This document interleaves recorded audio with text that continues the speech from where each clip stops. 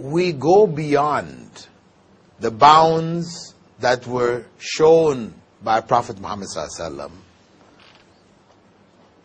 whether to too much or too little, that's where we go to extremes. Extremism means going beyond the bounds that were set by Rasulullah sallallahu alaihi wasallam. That is the simplest definition. Because he was the example. He knew what Allah meant when He gave His commands. He, in his life, lived that middle path. He gave us the example of how to live the middle path. So whenever we step beyond it, we have gone to extremes. This is where we find the ghulu. And he was very, precise, very particular about preventing, stopping any form of extremism in the religion. So, for example, when he came among his companions on one occasion and they stood up for him, those who had gone, were trading north into Syria, etc., where when the king comes, people all rise for the king. They came back with this idea that we should be doing this for Rasulullah sallallahu alaihi wasallam. If they're rising for the kings there, we should be rising all the time for Rasulullah sallallahu alaihi wasallam. So they stood up for him and he stopped them. He told them, sit down. Don't stand for me. This standing is for Allah.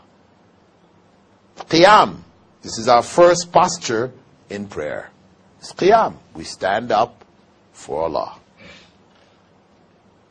And that's why any other standing, if we stand up when the Malaysian flag flutters and the anthem is sung, we have to say, where is that from the example of Rasulullah sallallahu alaihi wasallam? Or when the teacher comes in, or when a big person comes in, important, whatever, or in the courts, all rise. All of this standing is questionable. It is a form of extremism. But the society considers it as normal now. To not stand, that is the extreme. Right? What kind of extremist are you? You're refusing to stand. So you see how the determination of what is extreme can shift from time to time, from country to country, all of this. So we have to have some basic principles which guides us in the end. And those basic principles come from the Sunnah. So you can imagine that if the Prophet ﷺ prohibited standing for him, the common custom, Malay custom, of making ruku' by the younger people when the elder come to the hand. We say it's custom. It's custom. We don't mean ruku'. But it is ruku'. I look at it, people are making ruku'. And if we use the argument of custom, then I visited Nigeria a few years back, and in Nigeria when the sheikh comes in, the people rush and make sujood at his feet. And it's their custom. And when I said it, they said, no, it's not sujood. It's just respect. And in India also, when the teacher comes in the classroom, the students come prostrating at her feet. Save the questions to the end. The point is that if Prophet Muhammad ﷺ prohibited the standing, then bowing will be obviously far more prohibited. Bowing will obviously be far more prohibited. And prostrating even more so.